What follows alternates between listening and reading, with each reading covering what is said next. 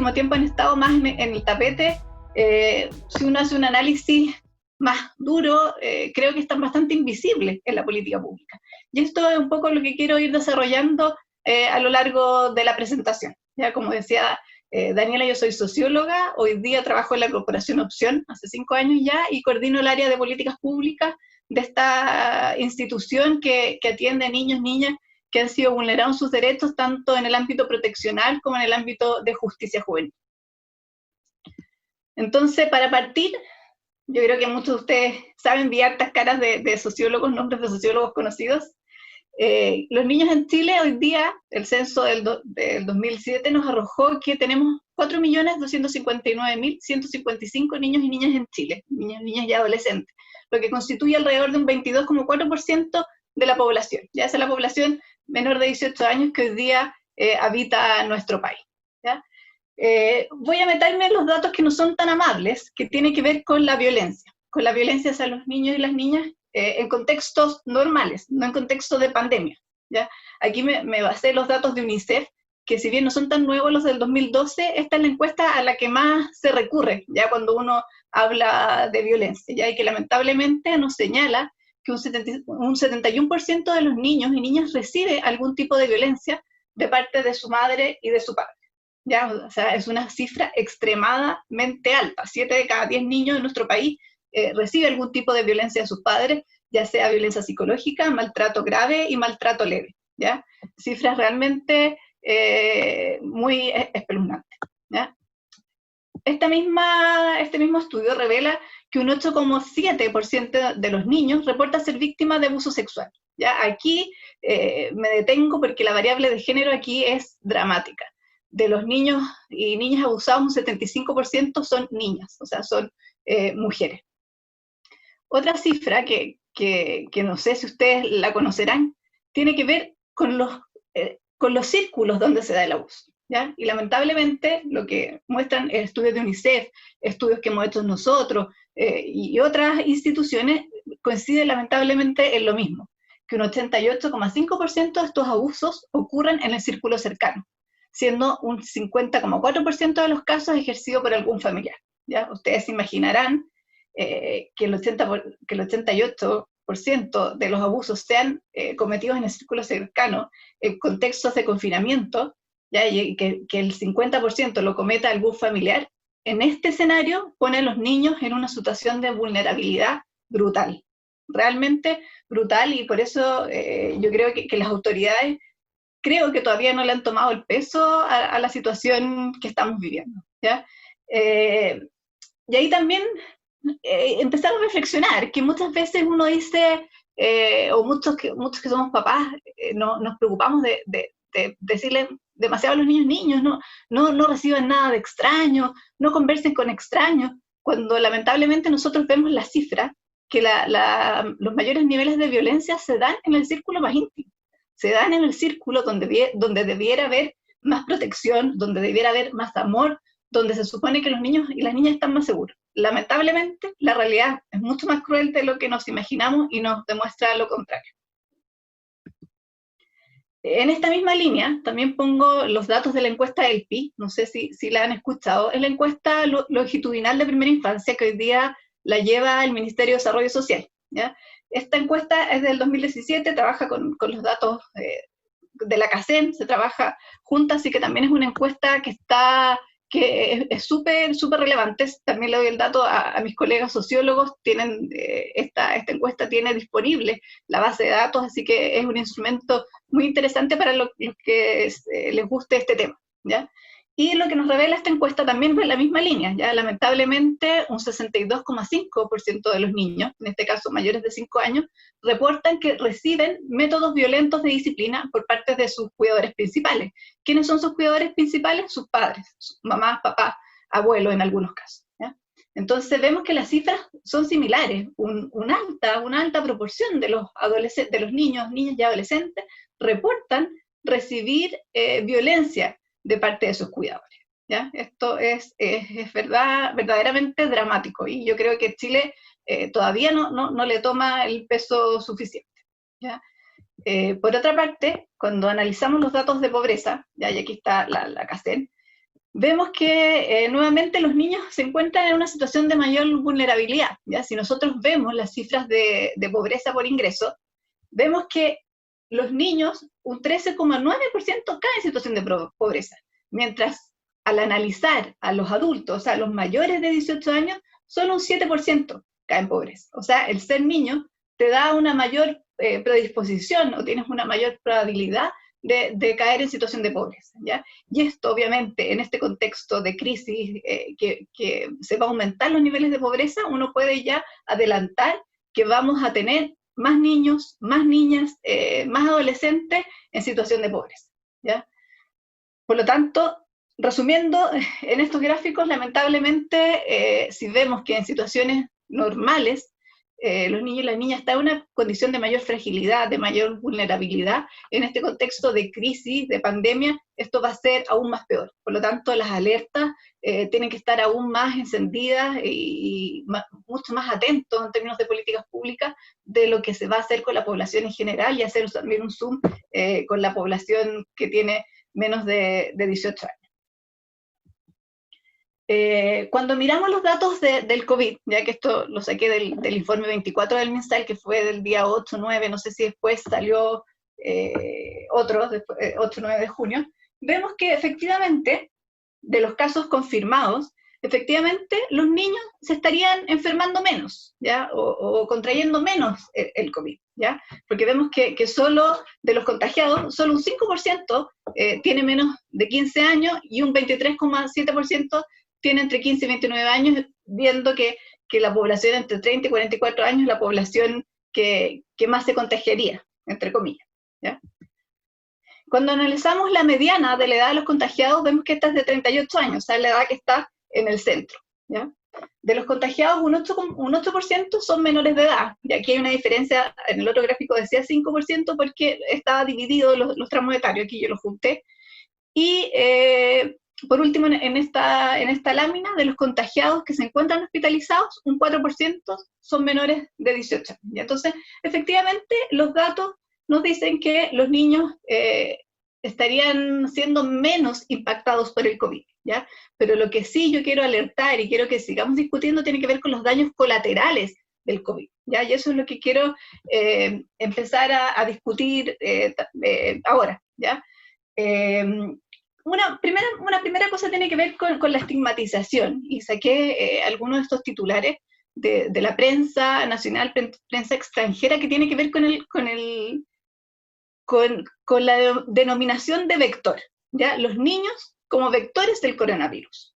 ¿Por qué solo nosotros decimos que los niños son vectores del coronavirus? Siendo que todos tenemos la misma posibilidad de transmitir el virus, ¿ya? Otra cosa es que los niños se enfermen menos, pero en términos de ser vector, todos podemos transmitir el virus. Pero en este caso solo a los niños se les ha dicho que son vectores, ¿ya? Lo que obviamente trae también, no tiene que ver solo con algo nominal, sino con las consecuencias de llamarlo vector. O sea, tenemos que alejar a los niños del espacio público, tenemos que alejar al niño de las personas porque son los vectores, ¿ya? Entonces también pongo ahí eso en cuestionamiento, ¿ya? ¿Por qué solo los niños son vectores? ¿Ya? Siendo que todos transmitimos, todos nosotros como seres humanos transmitimos el vector, transmitimos el virus independiente de la edad que tengamos, ¿ya? Por otra parte, el tema de educación, yo creo que no sé si lo tuvieron, Dani, el conversatorio sobre educación, pero podríamos tener un conversatorio especialmente dedicado a la educación. Ya todos saben que ya desde mediados de marzo se suspendieron las clases, tenemos alrededor de 3.500.000 niños, niñas, adolescentes sin clases, ¿ya? Esto abre un abanico de críticas, de dudas, de cómo se hacen las políticas públicas en Chile, y yo quiero plantear algunas problemáticas que a mí personalmente como profesional de este ámbito me preocupan y lo que hemos visto en nuestra institución, ya que tiene que ver con obviamente que esta crisis y las medidas que se han tomado en términos educativos, lo único que han hecho o lo que va a pasar es acentuar la brecha que existe en desigualdad en la educación, ¿ya? Desde diferentes puntos de vista. Desde, punto uno, el acceso que tienen algunas familias a la tecnología en pos de otras que no tienen el nivel de acceso a esa tecnología, el apoyo que pueden brindar los padres en términos educativos. Los que tienen papás, los que tienen hijos, me entenderán que lo estarán viviendo con sus hijos, que este sistema de teleeducación demanda una mayor capacidad de los papás de estar encima, de estar ayudando, y obviamente en el abanico de diversidad cultural, de brechas educacionales, esto se hace aún más grave, ya que niños, nosotros lo hemos visto con familias migrantes, sobre todo familias haitianas que no se manejan con el idioma, cómo esos papás pueden ayudarles a su hijo a hacer las tareas, ya, eso por un lado. Me sorprende a mí cómo el Ministerio de Educación, siendo un ministerio que su población a atender son niños, niñas y adolescentes, no conozca muy bien la población que tiene, ¿ya? O sea, que tiene mucha población en el sector rural, que tiene mucha población que no se maneja con las tecnologías de la información, y que ese sea casi el único medio que está existiendo hoy día. Si bien hay casos, y yo me saco el sombrero con los profesores, pero ha sido casi que algo de buena voluntad de los colegios, los profesores que salen, ellos me ha tocado ver a repartir las guías en algunas comunidades, porque saben que sus estudiantes no tienen el último iPhone o no tienen computador, para ir bajando las guías. En algunos otros sectores hemos visto el tema de las radios, el tema, acuérdense, de la teleeducación no fue de los primeros días, se desarrolló semanas después, y que tampoco es tan fácil porque es televisión digital, entonces hay que hacer ahí todo unos enredos en la televisión que por lo menos en los casos que nosotros atendemos, muchos de los niños viven con sus abuelos, ¿ya? Entonces, sabemos que muchas personas de la tercera edad no tienen el manejo de la tecnología que tienen las generaciones más jóvenes. Entonces, la brecha educacional ahí va a ser algo realmente preocupante, ¿ya? Y otro tema que yo creo que tenemos que empezar a cuestionarnos como sociedad es el propósito de la educación.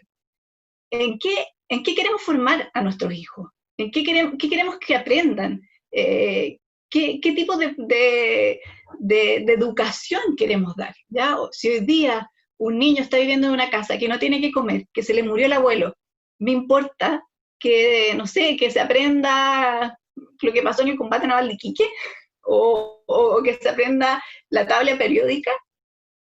O sea, yo creo que siento que como hemos vivido el capitalismo o el neoliberalismo en otras esferas, también se ha llevado a la educación, de mirar la educación como algo productivo, ¿ya? De formar niños que absorban, sin adecuarse a la realidad, ya que esta es una situación súper especial, y que debiéramos hacer esa bajada, ¿ya? De qué contenido estamos pasando hoy día, ¿ya? Porque hay muchas familias en Chile que hoy día lo están pasando mal, y que en verdad el niño esté estresado aprendiéndose la tabla periódica, no tiene mucho sentido, ¿ya?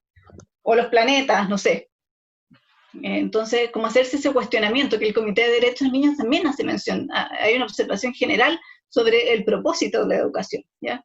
¿Qué es lo que queremos enseñar? ¿Ya? Y por otra parte, ya lo hemos venido discutiendo, el tema del riesgo del maltrato infantil, ¿ya?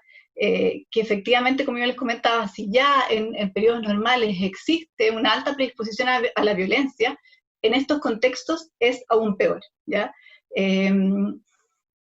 Y ahí yo también quiero hacer como una distinción, o sea, hablarles de una distinción que existe, que tiene que ver con la invisibilidad una vez más, ya que, no sé si habrá algún abogado viéndolo, pero cuando uno llega a los niños derivados de SENAME, existe la división entre los niños que son víctimas de violencia intrafamiliar y los niños que son testigos de violencia intrafamiliar, ¿ya? Y eso también tiene que ver con una invisibilidad. ¿Cómo? O sea, yo les pregunto a ¿ustedes creen que los hijos de Nabila Rifo solo fueron testigos de violencia intrafamiliar? O sea, para mí, obviamente son víctimas de violencia intrafamiliar, independiente de que ellos no hayan recibido los golpes, pero el vivir en un clima así, obviamente te hace ser víctima en primera persona de violencia intrafamiliar. Entonces, lo ligo con las mediciones. Hoy día no hay mediciones tan objetivas que nos estén hablando de que efectivamente haya aumentado la violencia intrafamiliar. Lo que nosotros estamos ocupando son las denuncias que hay en temas de violencia intrafamiliar, o reportes que tiene el Ministerio de la Mujer, que han aumentado en un 125% las denuncias Entonces eso lo ocupamos nosotros como un proxy de violencia hacia los niños, ¿ya? Sí, efectivamente, está dando vuelta los datos de una encuesta de Activa Research, que ellos plantean que la violencia hacia los niños aumentó en un 42%, ¿ya? Pero no tenemos datos tan objetivos, pero sí estamos ocupando estas variables proxy, en el fondo, para poder decir que efectivamente ha aumentado, y no, en el caso de la institución en la que yo trabajo, efectivamente en el terreno, sí hemos visto que ha aumentado lamentablemente el abuso sexual y la violencia hacia los niños, y que no había que ser muy inteligente para pensar que eso iba a suceder, sino que la teoría ya lo estaba diciendo, y que obviamente en contextos de estrés, ya esto también es un caldo de cultivo para la violencia, ya justamente contra los más chiquititos de la familia, papás que se quedan sin trabajo, preocupados por algún familiar, es el caldo de cultivo perfecto para situaciones de violencia, ¿ya? Entonces, a lo que yo voy con esto es que si nosotros estamos mirando esa realidad, las políticas públicas tienen que hacer cosas para prevenir, tener causas más graves.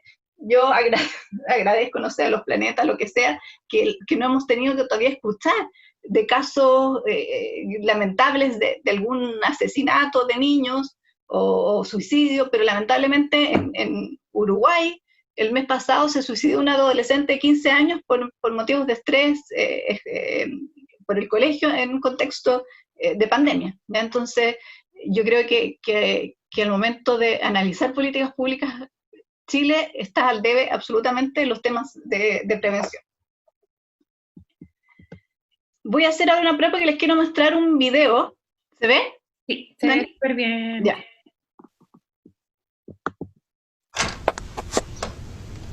¿Se escucha?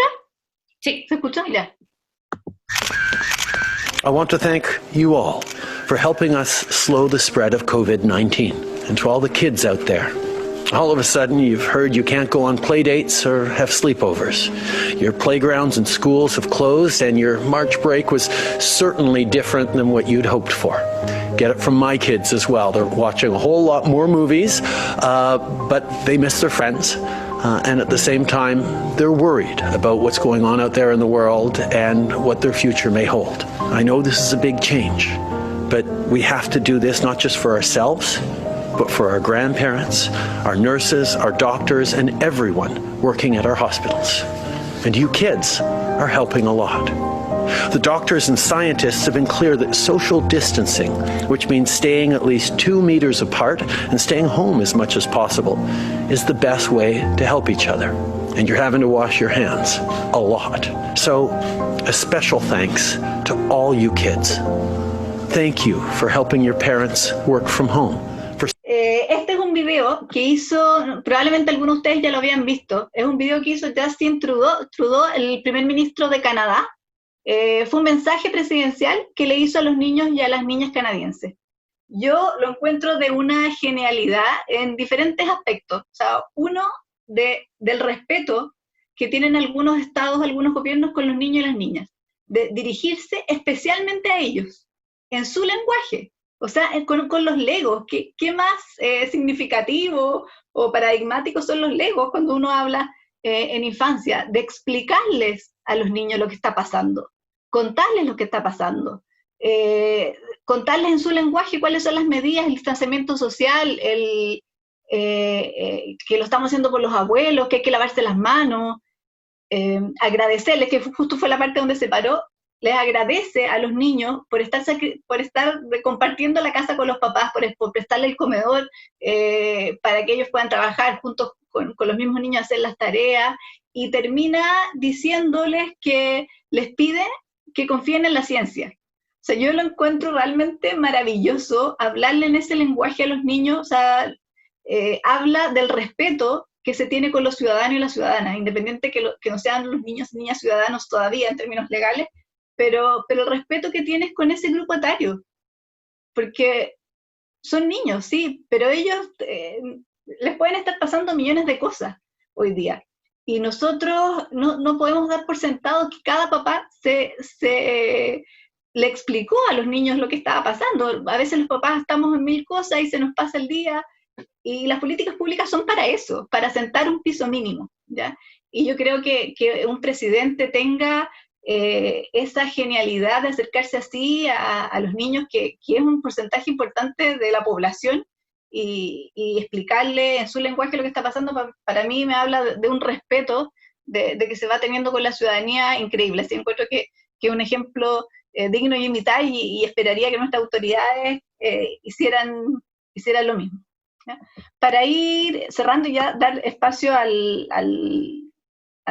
diálogo, nosotros en Opción hicimos unas recomendaciones al Estado, ya, porque